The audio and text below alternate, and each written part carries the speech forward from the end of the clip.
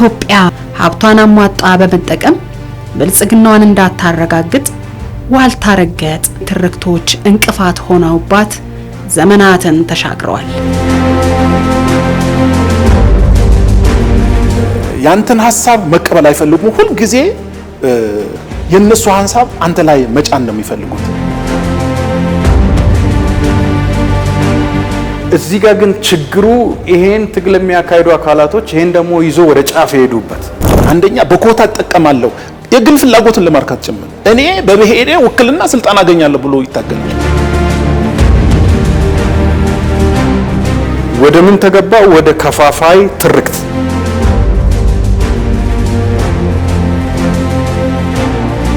የመደመር መንገድ ሁለቱ ዋልታ ረገጥ ሐሳቦች ከዛ ወጥቶ አስታራቂ መንገድ ይዞ መጥቷል። ህብረ ብሔራዊ አንድነት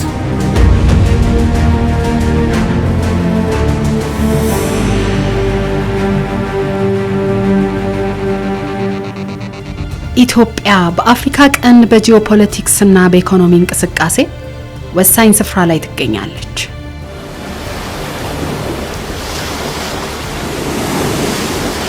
ትልቁ ወንዟ አባይ ለናይል ወንዝ 85 ከመቶ ውሃ የሚያበረክትና ከቀይ ባህር በሰፊው የምትዋሰን ሀገር ስለሆነች የትኩረት ማዕከልነቷ ይበልጥ ከፍ ይላል።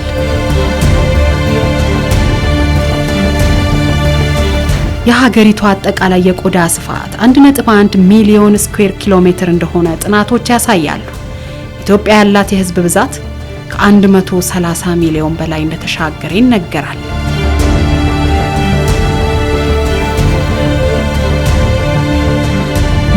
የሰው ዘር መገኛ፣ የገናናና የቀደምት ስልጣኔ ምልክት፣ የበርካታ ሰው ሰራሽ ቅርሶችና የተፈጥሮ ሀብቶች ባለቤትም ናት ኢትዮጵያ።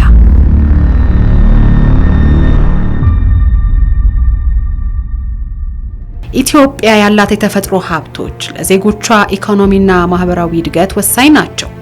ግን ሀብቷን አሟጣ በመጠቀም ብልጽግናዋን እንዳታረጋግጥ ዋልታ ረገጥ ነጠላና ከፋፋይ ጠቅላይና አግላይ ትርክቶች እንቅፋት ሆነውባት ዘመናትን ተሻግረዋል።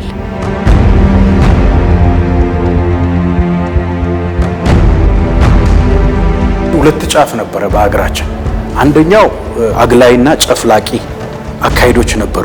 ሌላውን ባህል፣ ቋንቋና ሃይማኖት እምብዛም ዕውቅና አለመስጠት፣ አንዳንድ ጊዜ ደግሞ መግፋት ነበረ። ይሄ አንዱ ዋልታ ረገጥ ጫፍ ነበረ።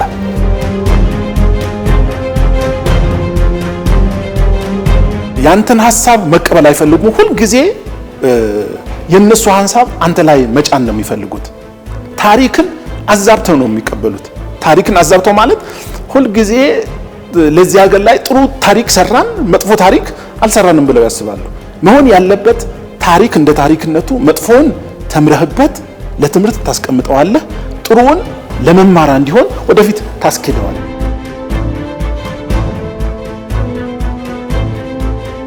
ይሄን ደግሞ የሚቃወም ይሄ አካሄድ ትክክል አይደለም የሚል ይሄ ማንነት አለኝ፣ ቋንቋ አለኝ፣ ባህል አለኝ፣ ሃይማኖት አለኝ ብሎ በሌላ አቅጣጫ ደግሞ ትግል የተጀመረበት ሁኔታ አለ። ያ ትግል ተገቢ ነው።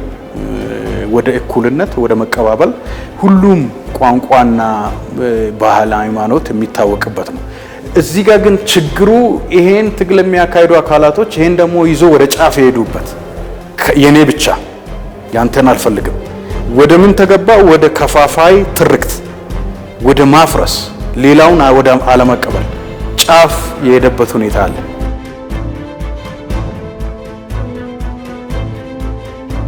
ጽንፈኛ ብሔርተኝነት አንደኛ በኮታ ተጠቀማለሁ የግል ፍላጎትን ለማርካት ጭምር እኔ በብሄሬ ወክልና ስልጣን አገኛለሁ ብሎ ይታገላል። ለኢኮኖሚያችን ጸር ነው። አብሮም ያናኖር አይደለም። ምርታማነት አይጨምርም። ኢምፖርት ኤክስፖርታችንን ባላንስ አይፈጥርም። ከድህነት አረንቋ የሚያወጣ አይደለም።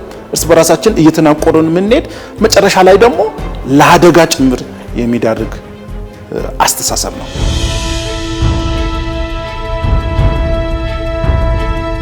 ፖለቲካውም ኢትዮጵያ ለገጠማት ስብራት አሉታዊ አስተዋጽኦ አለው። አማራጭ እይታ የለውም።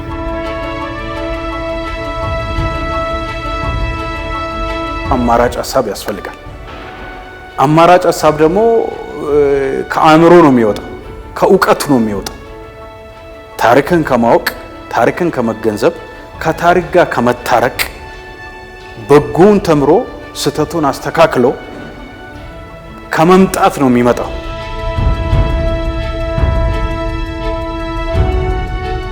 ፖለቲካው የጋራ ትርክትን ከመገንባት ይልቅ ነጠላ ትርክትን ማዕከል ያደረገ ነው።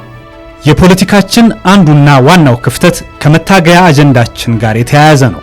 የጋራ አጀንዳን በመፍጠር አጠቃላይ ህዝቡን አስተባብሮ በመምራት ረገድ ክፍተት አለበት። ማንነት ላይ የሚያተኩር ከትልቅ አሰባሳቢ ጉዳይ ይልቅ ለልዩነት ቦታ የሚሰጥና አለመግባባት የሰፈነበት ነው። በዚህ የተነሳ ለግጭትና ለፖለቲካ አለመረጋጋት ምክንያት ነው። በሁለት ጽንፍ ማንነቶችና በአክራሪ ብሔርተኝነት የተወጠረው ፖለቲካችን አቀራራቢ ጉዳዮችን ከፖለቲካ ሜዳው ያሸሸ ነው።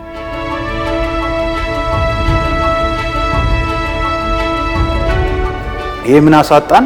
አገራዊ ቁመናና አንድነት አሳጥቶን የውጭ ጠላቶች፣ የታሪካዊ ጠላቶቻችን ይሄን ልዩነቶች ደግሞ ተጠቅሞ እርስ በርስ እኛን የሚያባሉበት፣ ወደ ኢኮኖሚ ወደ ልማት እንዳንሄድ በእርስ በርስ ጦርነት እንድንቆይ የተደረገበት ሁኔታ አለ።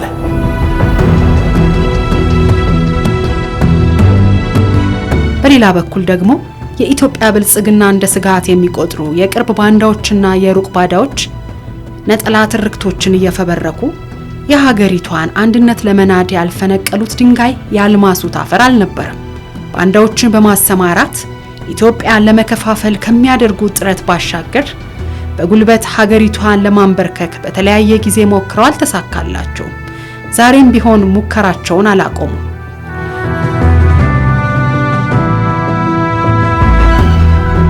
ጽንፈኛ ሀገራዊ ኃይል የምንለው የባዕዳን ሐሳብ ተሸካሚ ነው።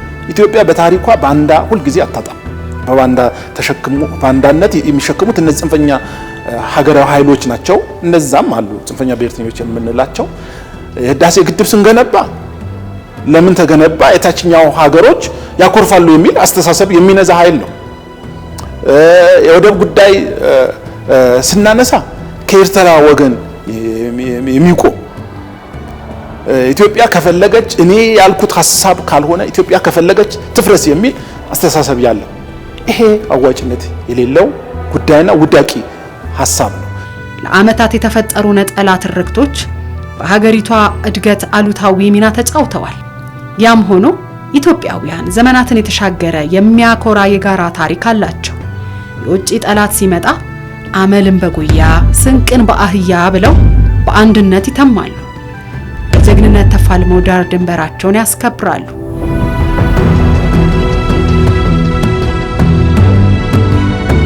ኢትዮጵያ በአድዋ የራሷን ታሪክ በዓለም ታሪክ ገጽ ውስጥ በደማቅ ቀለም ያጻፈች የነጻነት ፋና ወጊ፣ የአንድነትን ምልክትና አርማ፣ ጥቁሮቹ የሚናፍቋት የሚጓጉላት ሀገር፣ ምሳሌ የሚያረጓት ሀገር፣ ነጮቹም የሚፈሯት የሚያከብሯት ሀገር ሆና ታሪኳን ጻፈችው በአንድነት ነው፣ በህብረት ነው።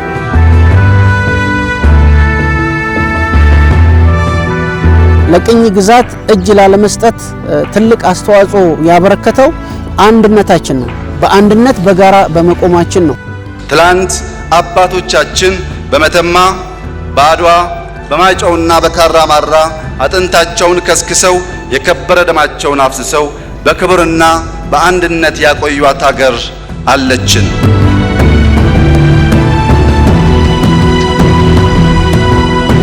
ማንነታችን እንዳይለያይ ሆኖ የተሰናሰለ፣ እንዳይነጣጠል ሆኖ የተገመደ፣ የተዋደደና የተዋሃደ ነው።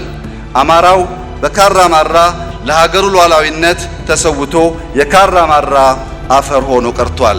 ትግራዋይ በመተማ ከሀገሬ በፊት አንገቴን ውሰዱ ብሎ የመተማ አፈር ሆኗል። ኦሮሞው በአድዋ ተራሮች ላይ ስለ ሀገሩ ደረቱን ሰጥቶ የሀገሩን ሉዓላዊነት ለማስጠበቅ ከአድዋ አፈር ተቀላቅሏል። ሶማሌው፣ ሲዳማው፣ ቤንሻንጉሉ፣ ወላይታው፣ ጋምቤላው፣ ጉራጌው፣ አፋሩ፣ ስልጤው፣ ከምባታው፣ ሀዲያው፣ ሐረሪው እና ሌሎችም የኢትዮጵያ ሕዝቦች ሁሉ በባድመ ከሀገሬ በፊት እኔም ብለው እንደወደቁ ከባድመ አፈር ተዋህደዋል።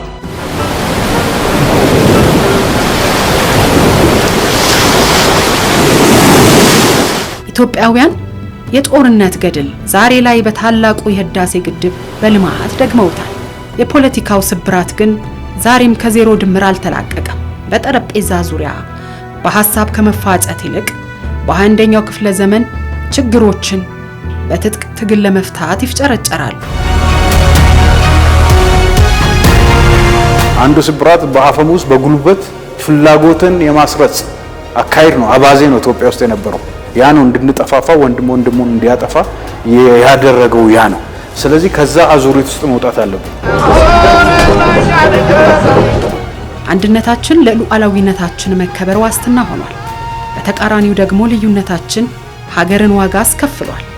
ኢትዮጵያን በሴራ ከቀይ ባህር እንድትለያይ የተደረገው የውስጥ አንድነቷ በላላበትና ሀገሪቷ በህዝብ የተመረጠ መንግስት ባጣችበት ወቅት ነበር። ወደብ ካላቸው እነዚህ ሰዎች ያድጋሉ፣ ይመነድጋሉ።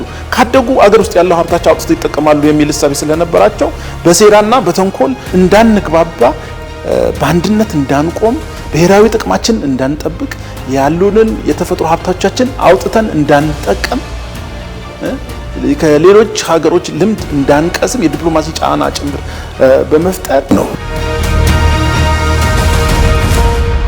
የኢትዮጵያን ሁለንተናዊ እድገት ማረጋገጥ የሚቻለው ፖለቲካው ታክሞ አማራጭ እይታ ሲኖር ነው። የሐሳብ ፖለቲካ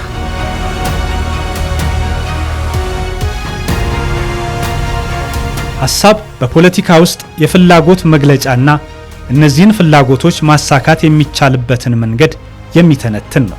መደመር ከአክራሪ ማንነቶች በመውጣት በሐሳብ ላይ የቆመ ፖለቲካን ይከተላል። መደመር የሰው ልጆችን ፍላጎቶች ማለትም የሀብት፣ የክብርና የነጻነት ፍላጎቶችን መሰረት ያደረገ ነው። እነዚህን ለማሟላት ደግሞ የራሱን አማራጭ ይዞ ቀርቧል። ብልጽግና የእነዚህ ሰብአዊ ፍላጎቶች መሟላት ውጤት ነው። ኢትዮጵያውያን ሉዓላዊነታቸውን ለማስጠበቅ በአንድነት ካደረጉት ተጋድሎ በተጨማሪ በርካታ አሰባሳቢ ትርክቶች አሏቸው። ከሰሜን እስከ ደቡብ፣ ከምስራቅ እስከ ምዕራብ በሃይማኖት፣ በባህል፣ በቋንቋና በደም ሳይቀር ተጋምደዋል። ብሔራዊ ትርክትንም ፈጥረዋል። ብሔራዊ ትርክት በነጻነት፣ በእኩልነትና በወንድማማችነት ወይም እህትማማችነት ላይ የተመሰረተ ነው። አቀራራቢ በሆነ ታሪክ ላይ ይገነባል። የትናንትን ብቻ ሳይሆን የዛሬ አብሮነትንና የነገ የጋራ እጣፋንታችንን የሚያመለክት ነው። ትናንት መጥፎ ብቻ አዎ፣ ችግሮች ነበሩን፣ ግጭቶች ነበሩን፣ ግን ብዙ መልካም ነገሮች አድዋን የመሰለ ድል ደግሞ አለን። ስለዚህ ያን ማምጣት፣ ከዛ መማር፣ ያ የወል ትርክት ይሆናል ማለት ነው። አድዋን ስናነሳ ሁሉም ኢትዮጵያዊ የሚዘምርበት፣ የሚደሰትበት፣ የሚኮራበት፣ ከኛም አልፎ አፍሪካኖች ከኛ ጋር የሚዘምሩበት፣ የሚደሰቱበት፣ ሀሴት የሚያደርጉበት፣ የሚነሳሱበት ታሪክ ሆኖ የወል ትርክት መስራት እንችላለን ማለት ነው።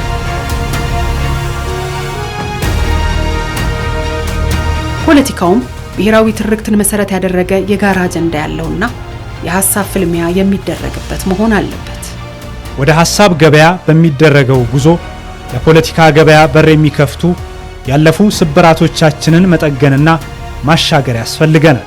ለሐሳብ ገበያ መሰረትን ለመጣልና ስብራቶችን ለመጠገን የሚያስችል ብሔራዊ መግባባትን የሚያመጣ ምክክር አስፈላጊ ነው። ህብረ ብሔራዊ አንድነትና የተረጋጋ ፖለቲካ ብልጽግናን ለማረጋገጥ መደላድል ነው። በአማራጭ ሐሳብ መተቸት ወይም አማራጭ ሐሳብ ማቅረብ፣ ይሄ ነው የሐሳብ ፖለቲካ። ሐሳብ ከሐሳብ አልቦ ፖለቲካ ወጥተን ሐሳብ ያለው ራዕይ ያለው ህልም ያለው ለትውልድ የሚገለጽ ይሄን ደግሞ የምናደርገው በአንድ መንገድ ብቻ፣ በሰላማዊ መንገድ ብቻ። ሰላማዊ አማራጭ የሌለው መንገድ ወደ ሰለጠነ ፖለቲካ፣ ወደ ውይይት ፖለቲካ፣ ወደ መነጋገር ፖለቲካ። ለዛ ነው አገራዊ የምክክር ኮሚሽን እስከ ማቋቋም ድረስ የተደረሰበት ሁኔታ አለ።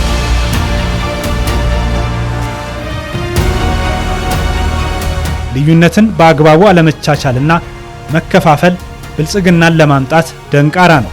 ምክንያቱም በትብብርና በውድድር መካከል ሚዛን ከመጠበቅ ይልቅ ያልተገባ ሽኩቻን ይፈጥራል። ምክንያቱም ህዝብን አንድ ላይ አስተባብሮ ወደ አንድ የብልጽግና ዓላማ ለመምራት አዳጋች ይሆንበታል።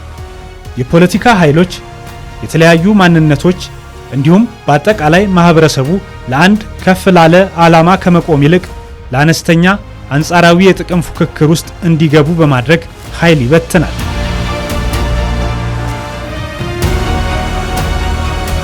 ለአንድ ሀገር ኢኮኖሚያዊና ማህበራዊ እድገት እንዲሁም ፖለቲካዊ መረጋጋትን ለማጠናከር ብሔራዊ መግባባት ወሳኝ ነው። ለዚህ ነው መንግስት ሀገራዊ ምክክር ኮሚሽንን በአዋጅ ያቋቋመው። ሀገራዊ የምክክር ኮሚሽኑ አለመግባባቶችን በዘላቂነት ለመፍታት ሀገራዊ መግባባትን ለመፍጠር ወደ ስራ ገብቷል። ኮሚሽኑ ዲሞክራሲያዊ ስርዓትን ለማጠናከርና ልዩነቶችን በምክክር የመፍታት ባህል እንዲዳብር ለማድረግ በጥረት ላይ ነው። ሀገራዊ ምክክሮችን በማካሄድ በዜጎች መካከል የተሻለ ማህበራዊ ግንኙነት እንዲኖር ምቹ ሁኔታዎችን ለመፍጠር እንዲሁም ግጭቶችን በዘላቂነት ለመፍታት እየተጋ ይገኛል።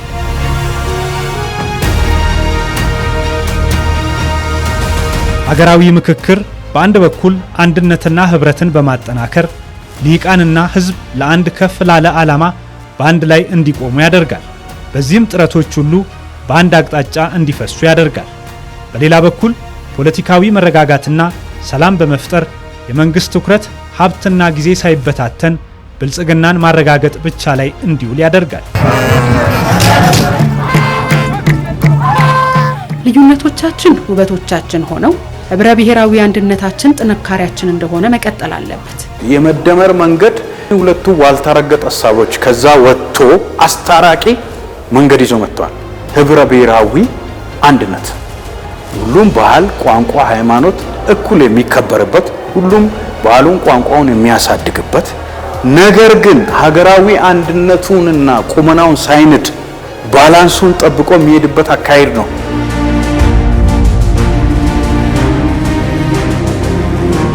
ሀገራችን እጅግ በርካታ የተፈጥሮ ሀብት ያላት ሀገር ናት።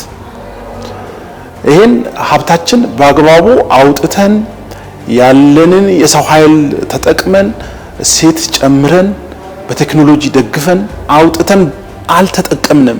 ሀብት ለመፍጠር የሚደረጉ እንቅስቃሴዎች በሙሉ የጋራ አጀንዳ ሊሆኑ ይገባል። ለምሳሌ በቅርቡ የማዳበሪያ ፋብሪካ፣ የነዳጅ ማውጣት፣ የጋዝ ምርት ለመስራት የሚደረጉ እንቅስቃሴዎች አሉ። እነዚህ ከፖለቲካ ሳቤ በላይ ናቸው።